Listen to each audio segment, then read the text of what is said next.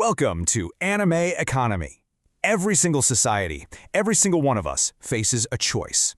It's a battle that rages not with swords and shields, but with systems and ideas. On one side, you've got this vibrant, chaotic, untamable energy of individual creation. And on the other, the immense, orderly, and crushing power of the state. Today, we're diving straight into the heart of that conflict with a true classic, Bureaucracy by Ludwig von Mises. Mises just throws down the gauntlet with this one question, right? This isn't just some dry economic debate. This is the fundamental choice of our time. Are you going to be the protagonist of your own story? Are you going to take on that responsibility? Or will you surrender your freedom to a vast, coercive machine? This is the core battle we're going to explore.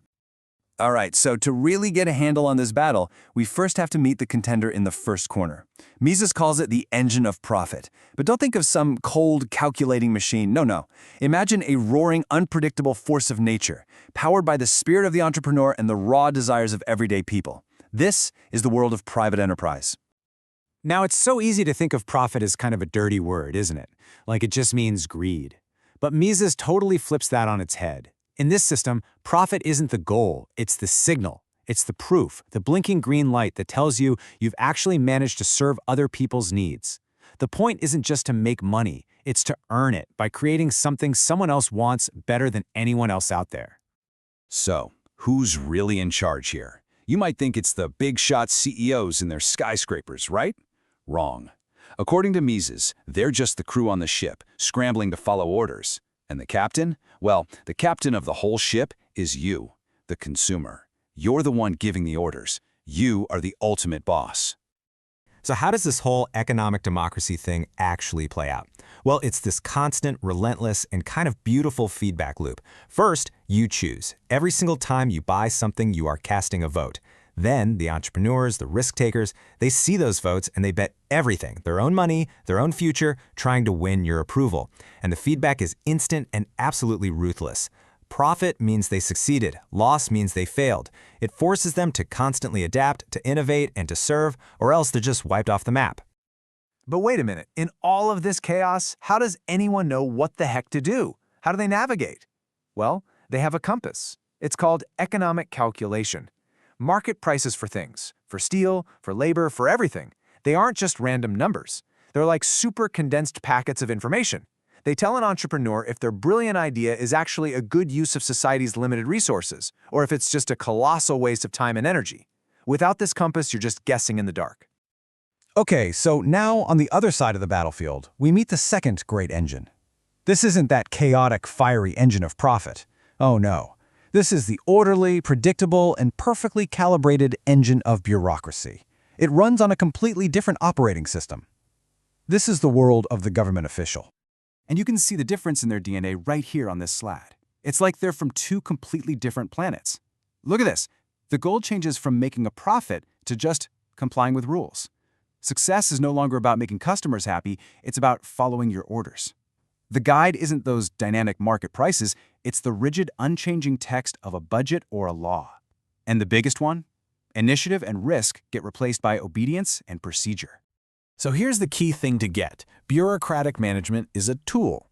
It's designed for stuff that you just can't buy or sell. Think about it. How much does an hour of justice cost? What's the market price for public safety? You can't put a price tag on it. So since you can't measure success with profit and loss, you have to measure it some other way. And that way is, did you follow the rules? And Mises is super clear about this. He's not saying bureaucracy is evil. Not at all. It's a totally necessary tool for running these kinds of organizations. I mean, can you imagine a police force without rules and procedures? It would be chaos. So the problem isn't the tool itself. It's like a hammer. A hammer's a great tool, but you wouldn't use it to perform brain surgery. The problem is where and when we decide to use it.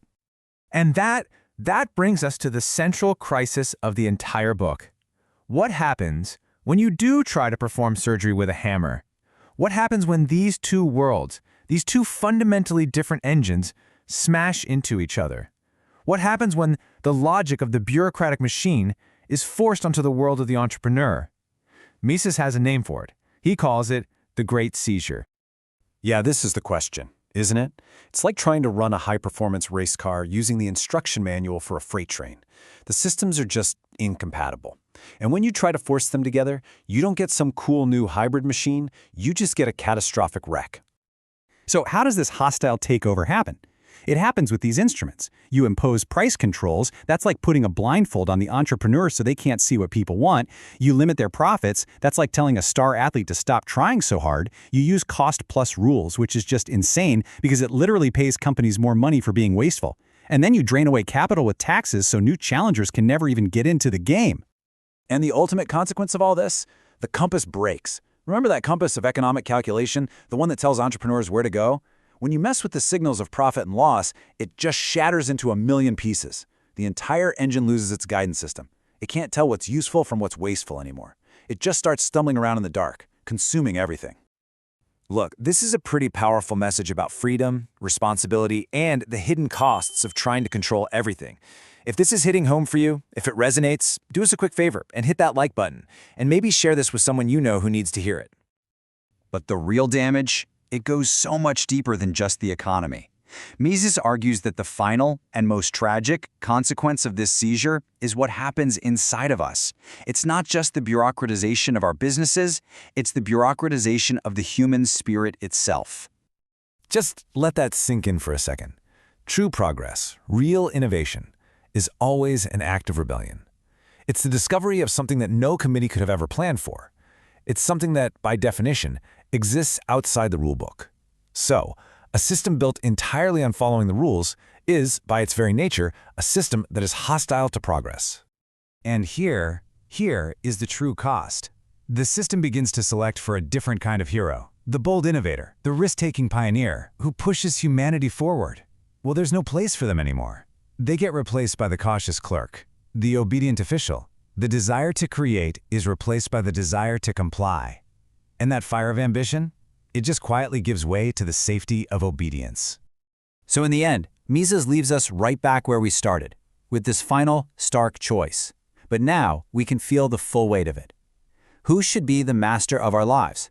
Should it be the collective will of millions of us, sovereign individuals, all casting our votes every single day in the marketplace? Or should it be the centralized power of the state, directing our lives through its gigantic, impersonal apparatus of coercion?